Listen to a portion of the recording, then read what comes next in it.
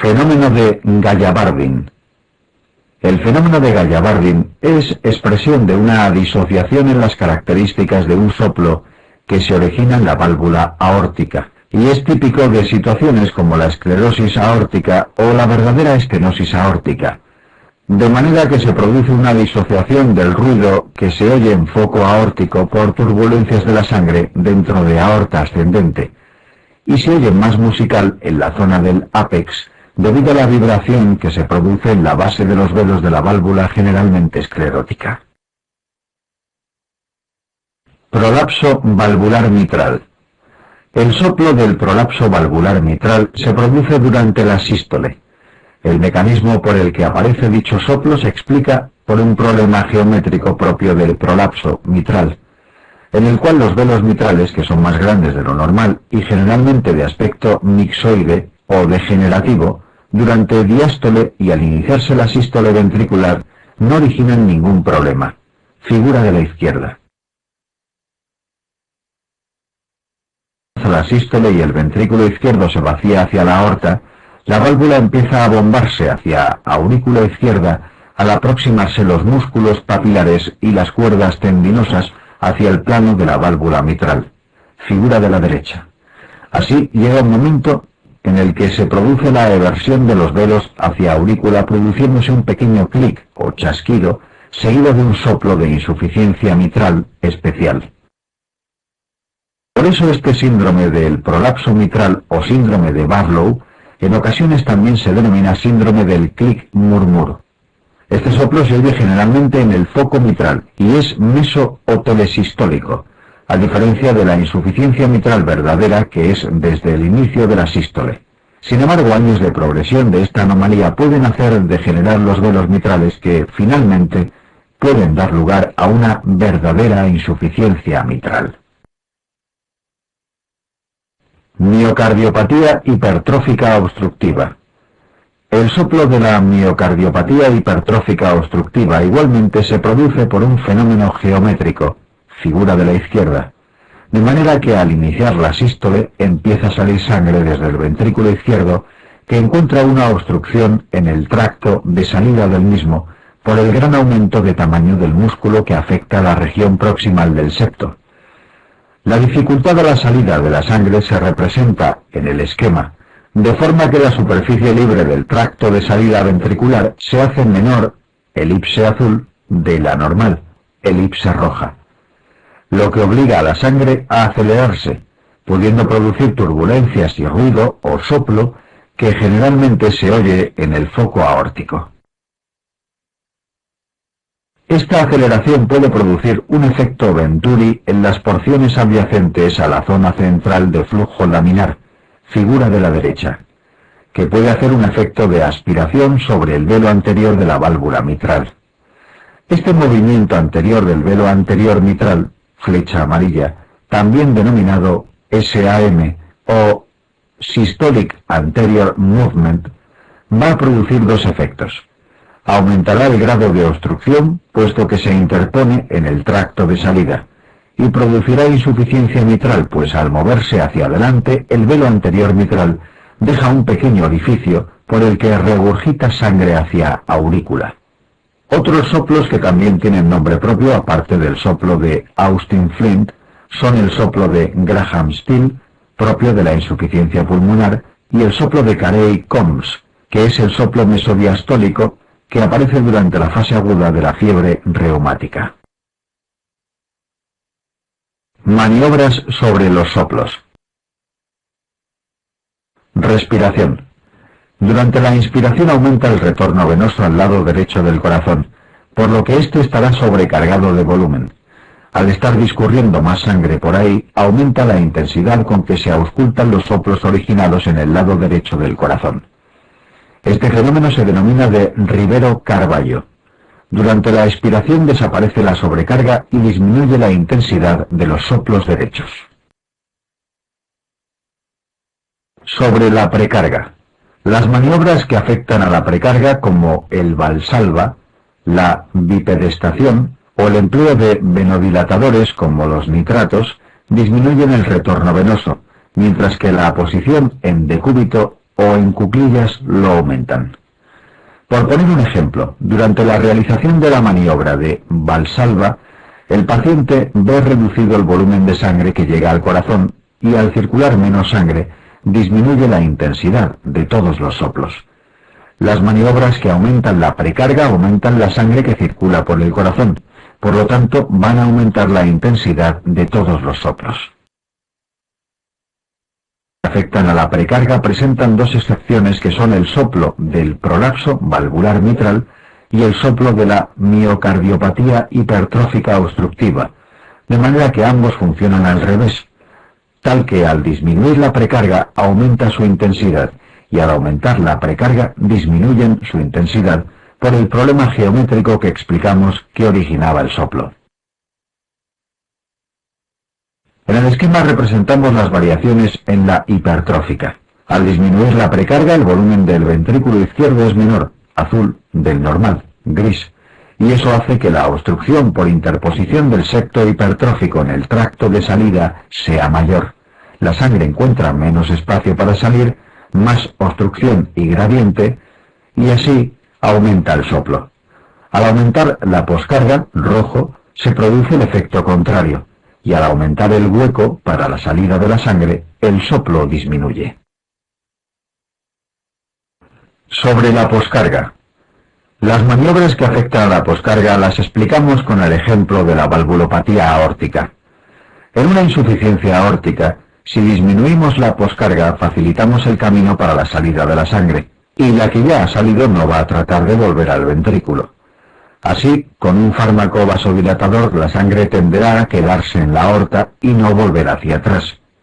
Esta es la base fisiopatológica del empleo de vasodilatadores para las insuficiencias valvulares, de manera que son de elección los IECA para la insuficiencia mitral y los IECA o calcioantagonistas dihidropiridínicos para la insuficiencia aórtica. Esto va a producir una disminución en la intensidad del soplo de la insuficiencia, ya que si la sangre de aorta deja de volver hacia el ventrículo, hay menos ruido, pues hay menos volumen regurgitante. Para la estenosis aórtica ocurre lo contrario. Si empleamos un vasodilatador, vamos a producir una disminución de la presión aórtica que hará que la sangre trate de salir a mayor velocidad desde el ventrículo. Sin embargo, si hay una estenosis aórtica, no va a poder salir mucha más sangre, aunque lo hará más rápido, por aumentar el gradiente de presión a través de la válvula, y aumentará la intensidad del soplo. No obstante, esto produce una disminución en la presión arterial y de perfusión cerebral, pudiendo desencadenar síncope. Por eso las estenosis tienen contraindicado el empleo de vasodilatadores por el riesgo de provocar síncope.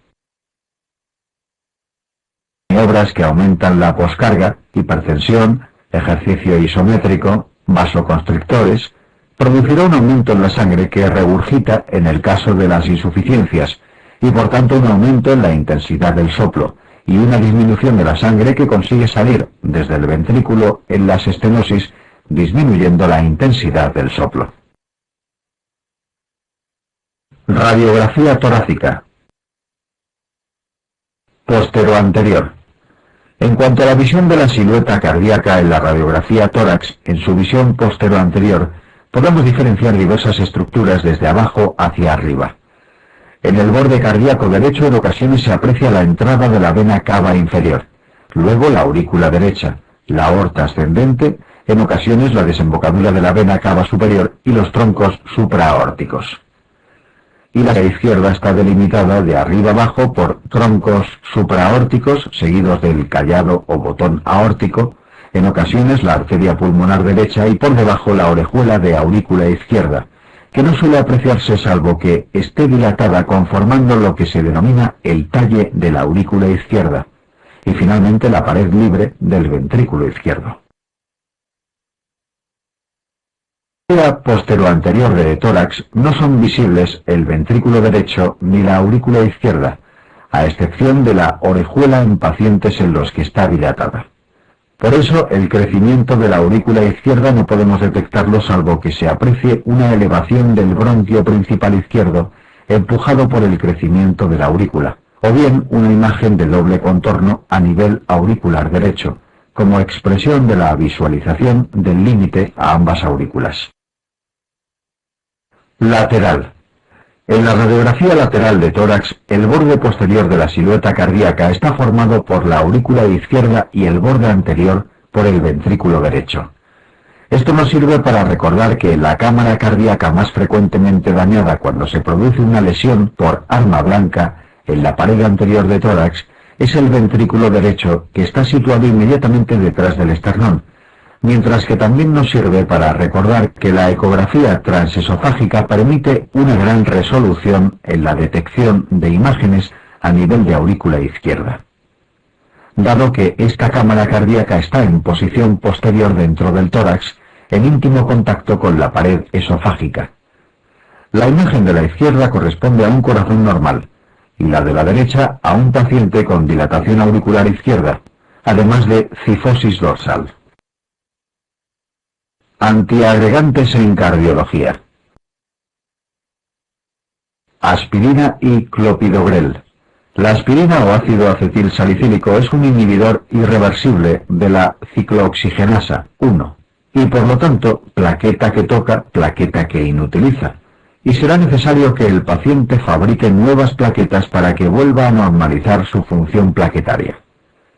Sobre los efectos adversos gastrointestinales no merece la pena detenernos por ser de todos conocidos. El trifusal es otro antiagregante con un efecto similar al de la aspirina. El clopidogrel y la triclopidina son las dos principales tienopiridinas. En la actualidad el de elección es clopidogrel, que es el antiagregante de elección en aquellos pacientes con indicación para tomar aspirina, pero que presentan intolerancia gastrointestinal o alergia probada a la misma. La ventaja del clopidogrel sobre la triclopidina estriba en que su administración es en una única dosis diaria, junto a que los efectos secundarios que comparten son mucho menos frecuentes con clopidogrel que con triclopidina, siendo los más importantes alteraciones del perfil hepático, citopenias sanguíneas o infrecuentemente púrpura trombopénica trombótica. El dipiridamol es un fármaco que estimula el receptor adenosínico y produce varios efectos, entre otros la antiagregación plaquetaria. Dipiridamol. En cardiología la importancia actual del dipiridamol radica en su empleo como fármaco vasodilatador coronario, puesto que permite provocar el denominado fenómeno del robo coronario y evidenciar zonas isquémicas del miocardio en reposo. Este efecto es similar al que ocurre en el síndrome del robo de la subclavia, de manera que en un paciente con una estenosis coronaria por placas de arteriosclerosis, al infundir dipiridamol, estimulante del receptor adenosínico, o la propia adenosina, se producirá una vasodilatación coronaria preferentemente en los territorios sanos, dado que la zona enferma, con colesterol y cambios inflamatorios en su pared, no va a responder al efecto vasodilatador del fármaco. Así, la infusión del fármaco consigue que llegue más sangre a las coronarias, pero de forma preferencial a los territorios sanos, pudiendo provocar isquemia en zonas hipoperfundidas que en reposo no presenten déficit isquémico significativo. Por eso se emplea en pruebas de estrés tanto como medicina nuclear como con ecografía o resonancia magnética para provocar isquemia en pacientes que no pueden realizar ejercicio físico. El receptor adenosínico a nivel bronquial puede desencadenar broncoconstricción en asmáticos cuyo antídoto es la teofilina intravenosa, aminofilina, que inhibe dicho receptor. Dado que dipiridamol precisa de varias tomas diarias y que su efecto antiagregante es discreto, en la actualidad no suele utilizarse con tal fin.